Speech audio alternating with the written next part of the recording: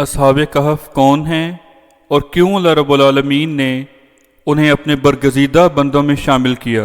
बिस्मिल्लाहिर्रहमानिर्रहीम। मोअज़्ज़ज़ सामीईन अस्सलामु अलैकुम। तारीख़ सराय चैनल में खुशामदीद। आज की इस वीडियो में हम आपको असहाब कहफ के बारे में तफसील से बयान करेंगे, जो कि कुरान पाक की सूरह मुक़द्दसा सूरह अल कहफ और अहादीस मुबारका से माखूज़ है। असहाब कहफ के वाक़या का कुरान पाक में आने का पस मंज़र ये है कि यहूद व नसारा ने हज़ूर सय्यद आलम सल्लल्लाहु अलैहि वसल्लम से 3 सवालात पूछे थे, जिनमें एक सवाल ये था कि असहाब कहफ के बारे में आप क्या फरमाते हैं। ये वाक़या बहुत तवील हो जाएगा, इसलिए ये पस मंज़र हम फ़िलहाल इस वीडियो में मुकम्मल तौर पर बयान नहीं कर रहे, जो कि इंशाअल्लाह ताला अज़ीज़ किसी और वीडियो में हम जल्द बयान करेंगे। असहाब कहफ का वाक़या सूरह अल कहफ में अल्लाह रब्बुल आलमीन ने इस तरह से बयान फरमाया है, जिसका आगाज़ सूरह अल कहफ की आयत नंबर 9 से हो रहा है, जिसका तर्जुमा ये है। क्या आप ख्याल करते हैं कि गार वाले और रकीम वाले हमारी इन निशानियों में से हैं जो ताज्जुब खेज़ हैं। याद करो जब पनाह ली इन जवानों ने गार में, फिर उन्होंने दुआ मांगी, ए हमारे रब हमें रहमत फरमा अपनी जनाब से, रहमत और मुहैया फरमा हमारे लिए इस काम में हिदायत। बस हमने बंद कर दिए इनके कान सुनने से इस गार में कई साल तक जो गिने हुए थे। फिर हमने उन्हें बेदार कर दिया ताकि हम देखें कि इन 2 ग्रोहों में से कौन सही शुमार कर सकता है इस मुद्दत का जो वो गार में ठहरे थे। ए हबीब, हम बयान करते हैं आपसे उनकी खबर ठीक ठीक। बेशक वो चंद नौजवान थे जो अपने रब पर ईमान लाए और हमने उनके नूर हिदायत में इजाफ़ा कर दिया और हमने मजबूत कर दिया इनके दिलों को। जब वो राह हक में खड़े हो गए तो उन्होंने बरमला कह दिया, हमारा परवरदिगार वो है जो परवरदिगार है आसमानों और ज़मीन का। हम हरगिज़ नहीं पुकारेंगे उसके सिवा कोई माबूद, और अगर हम ऐसा करें तो गोया हमने ऐसी बात कही जो हक से दूर है। यह हमारी कौम है जिन्होंने बना लिया है उसके सिवा गैरों को अपना खुदा। क्यों नहीं पेश करते इनकी खुदाई पर कोई ऐसी दलील जो रोशन हो, वरना फिर इससे बड़ा जालिम कौन है जो अल्लाह ताला पर झूठा बहतान बांधता है। और जब तुम अलग हो गए हो इन कुफ़ार से और इन माबूदों से जिनकी ये पूजा करते हैं अल्लाह के सिवा, तो अब पनाह लो गार में, फैला देगा तुम्हारे लिए तुम्हारा रब अपनी रहमत का दामन और मुहैया कर देगा तुम्हारे लिए तुम्हारे इस काम में आसानियाँ। और तुम देखोगे सूरज को जब वो उभरता है तो वो हट कर गुजरता है इनकी गार से दाएं जानिब, और जब वो डूबता है तो बाईं तरफ कतराता हुआ डूबता है, और वो सो रहे हैं एक कुशादा जगह गार में। सूरज का यूं तलू व गरूब अल्लाह ताला की निशानियों में से है। हकीकत ये है कि जिसे अल्लाह ताला हदायत दे वही हिदायत याफ्ता है, और जिसे वो गुमराह कर दे तो तू नहीं पाएगा इसके लिए कोई मददगार और रहनुमा। और अगर तू देखे तो उन्हें बेदार ख्याल करेगा, हालांकि वो सो रहे हैं, और हम इनकी करवट बदलते रहते हैं, कभी दाएं जानिब और कभी बाएं जानिब, और उनका कुत्ता फैलाए बैठा है अपने दोनों बाजू इनकी दहलीज पर। अगर तू झांक कर उन्हें देखे तो इनसे मुंह फेर कर भाग खड़ा हो, और तू भर जाए इनके मंजर को देख कर हैबत से। और इसी तरह हमने उन्हें बेदार कर दिया ताकि वो एक दूसरे से आपस में पूछें। कहने लगा एक कहने वाला उनसे कि तुम यहाँ कितनी मुद्दत ठहरे हो। बाज़ ने कहा हम ठहरे होंगे 1 दिन या दिन का कुछ हिस्सा। दूसरों ने कहा तुम्हारा रब बेहतर जानता है जितनी मुद्दत तुम ठहरे हो। बस भेजो किसी को अपने साथियों से अपने एक सिक्का के साथ शहर की तरफ, बस वो देखे कि किसके यहाँ उम्दा पाकीज़ा खाना मिलता है, बस वो ले आए तुम्हारे पास खाना वहाँ से। इसे चाहिए कि खुशखुल्की से काम ले और किसी को तुम्हारी खबर न होने दे। वो लोग अगर आगाह हो गए तुम पर तो वो तुम्हें पत्थर मार मार कर हलाक कर देंगे या तुम्हें जबरन लौटा देंगे अपने झूठे मजहब में, और अगर तुमने ऐसा किया तो तुम कभी भी फलाह नहीं पा सकोगे। और बस्ती वालों को हमने अचानक आगाह कर दिया इन असहाब कहफ पर, ताकि वो जान लें कि बिलाशुबा अल्लाह ताला का वादा सच्चा है और बिलाशुबा क़यामत के आने में कोई शुबा नहीं। जब वो बस्ती वाले झगड़ रहे थे आपस में इनके मामला में, तो बाज़ ने कहा कि बतौर यादगार तमीर करो इनके गार पर कोई इमारत, इनका रब ان کے احوال سے خوب واقف ہے۔ کہنے لگے وہ لوگ جو غالب تھے اپنے کام پر کہ بخدا ہم تو ضرور ان پر ایک مسجد بنائیں گے۔ کچھ کہیں گے کہ اصحاب کہف 3 تھے، چوتھا ان کا کتا تھا، کچھ کہیں گے وہ 5 تھے، چھٹا ان کا کتا تھا۔ یہ سب تخمینے ہیں بن دیکھے، اور کچھ کہیں گے وہ 7 تھے اور 8واں ان کا کتا تھا۔ آپ فرما دیجئے اس بحث کو رہنے دو، میرا رب بہتر جانتا ہے ان کی تعداد کو، اور نہیں جانتے ان کی صحیح تعداد کو مگر چند آدمی، سو بحث نہ کرو ان کے بارے میں بجوز اس کے کہ سرسری سی گفتگو ہو جائے، اور نہ دریافت کرو ان کے متعلق اہل کتاب میں سے کسی اور سے۔ میں نے آیات مبارکہ آیت نمبر 9 سے لے کر آیت نمبر 22 تک کا ترجمہ آپ کے سامنے بیان کیا۔ اب ہم اس واقعے کی تفصیل آپ کے سامنے بیان کرتے ہیں، جو کہ اس طرح سے ہے کہ یہ چند نوجوان تھے جو بڑے اور بوڑھوں کی نسبت زیادہ ہدایت یافتہ اور قبول حق پر آمادہ تھے، کیونکہ عمر رسیدہ سرکشی پر بضد رہے اور باطل دین کے ساتھ ہی چمٹے رہے۔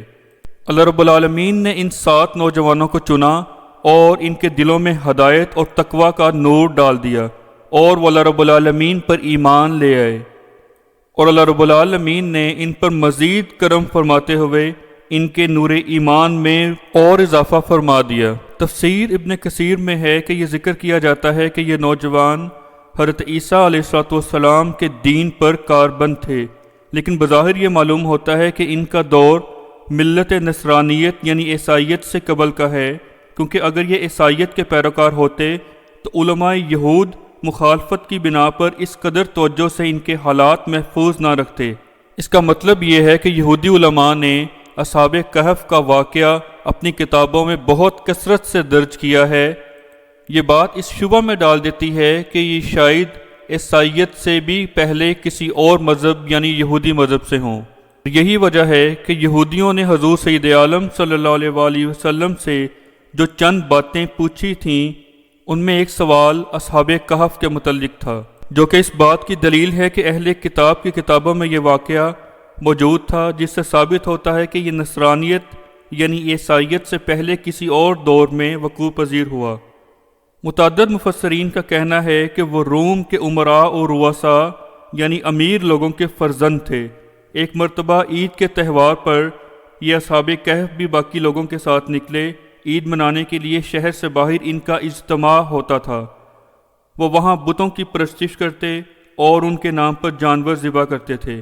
ان کا بادشاہ بہت جابر اور سرکش تھا، اس کا نام دقیانوس تھا۔ یعنی جس دور کا یہ واقعہ ہے جب اصحاب کہف ایک ظالم بادشاہ کے جبر سے مجبور ہو کر اپنا علاقہ چھوڑ کر غار میں مقیم ہو گئے تھے، وہ ظالم اور جابر بادشاہ دقیانوس تھا۔ وہ لوگوں کو طاقت کے زور پر بت پرستی کی دعوت دیتا اور شرک پر اکساتا تھا۔ جب اس اجتماع میں شرکت کرنے کے لیے لوگ نکلے تو یہ نوجوان بھی اپنے آباء اور دیگر افراد کے ساتھ اس تہوار میں شریک ہونے کے لیے نکل پڑے۔ وہاں جب ان نوجوانوں نے بصیرت کی آنکھ سے لوگوں کو شرک اور بت پرستی کا ارتکاب کرتے ہوئے اور غیر اللہ کے نام پر جانور ذبح کرتے ہوئے دیکھا تو وہ پہچان گئے کہ یہ لوگ جو کچھ بتوں کے لیے کر رہے ہیں یہ تو صرف اللہ تعالیٰ کو ذبح ہے، جس نے آسمانوں اور زمین کی تخلیق کی ہے۔ چنانچہ وہ ایک ایک کر کے وہاں سے کھسکتے ہوئے الگ تھلگ ہو گئے۔ سب سے پہلا نوجوان جس نے اپنی قوم کے ان اعمال بد سے بیزاری کا اظہار کیا تھا، وہ الگ ہو کر ایک درخت کے سائے تلے آ بیٹھا۔ پھر دوسرا نوجوان وہاں سے اسی کے پاس آ بیٹھا۔ اس طرح وہ سبھی وہاں جمع ہو گئے، حالانکہ ان کے درمیان کوئی جان پہچان نہیں تھی، لیکن اس ذات یعنی اللہ رب العالمین نے انہیں وہاں جمع کر دیا جس نے ان کے دلوں کو ایمان پر جمع کیا تھا۔ جیسا کہ حدیث مبارکہ میں آتا ہے کہ ارواح ایک جمع شدہ لشکر ہیں، ان میں سے جو روز ازل سے متعارف ہو گئیں ان کے درمیان دنیا میں الفت پیدا ہو جاتی ہے، اور جو وہاں اجنبی رہیں ان میں یہاں اختلاف رہتا ہے۔ غرض یہ کہ ان میں سے ہر ایک باقی ساتھیوں سے اپنی حقیقت کو چھپائے ہوئے تھا، کیونکہ ہر ایک کو یہ خوف دامن گیر تھا کہ اگر حقیقت سے پردہ اٹھ گیا تو اس کے نتائج سنگین برآمد ہوں گے اور مشکلات کا سامنا کرنا پڑے گا۔ یعنی حالت یہ تھی کہ سب نوجوان ایک دوسرے کو بتانے سے ڈر رہے تھے کہ دراصل وہ کیوں یہاں پہ جمع ہوئے ہیں اور ان کا ارادہ اللہ رب العالمین کی ذات سے متعلق، اللہ رب العالمین سے محبت سے متعلق کیا ہے۔ آخرکار ایک نوجوان نے جرت کا مظاہرہ کرتے ہوئے پوچھ ہی لیا کہ میرے دوستو، کوئی ایسا سبب ضرور ہے جس کی بنا پر تم لوگوں سے اور کھیل تماشے سے منہ موڑ کر بالکل الگ تھلگ یہاں آ بیٹھے ہو۔ ہر شخص کو اپنے دل کی بات بتا دینی چاہیے۔ اس پر ایک دوسرا نوجوان کہنے لگا کہ میں نے اپنی قوم کو باطل روش اور مشرکانہ عقائد اپنائے ہوئے دیکھا ہے۔ عبادت کا مستحق تو صرف اللہ وحدہ لا شریک ہے، جس نے زمین و آسمان اور ان میں موجود ہر چیز کو پیدا فرمایا ہے۔ دوسرے نوجوان نے کہا کہ میرا معاملہ بھی یہی ہے، حتیٰ کہ سبھی توحید کا اقرار کرتے ہوئے ایک بات پر متفق ہو گئے اور تمام سچے بھائی بھائی بن گئے۔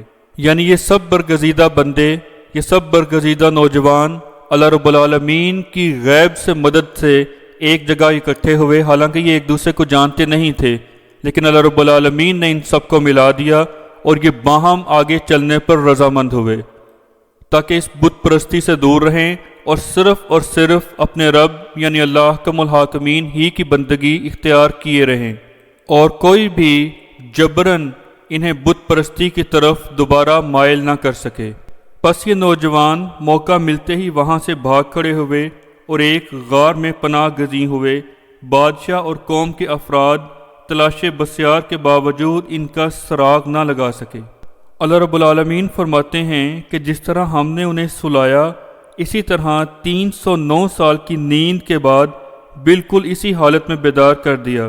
ان کے بدن، بال اور آنکھیں، سبھی اعضاء جوں کہ توں بالکل صحیح و سالم تھے۔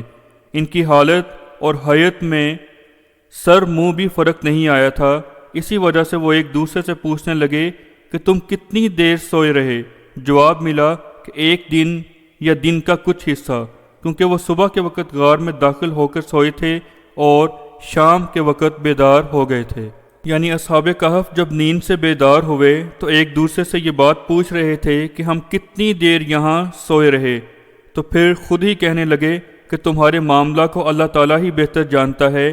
کثرت نوم کے سبب گویا وہ تردد کا شکار ہو گئے، چنانچہ اب انہیں بھوک پیاس ستانے لگی تھی، اس لیے اس بحث کو طول دینے کی بجائے وہ اس اہم ضرورت کی طرف متوجہ ہوئے اور کہنے لگے، یعنی کسی ایک آدمی کو ہم میں سے یہ چاندی کا سکہ دے کر بھیجو۔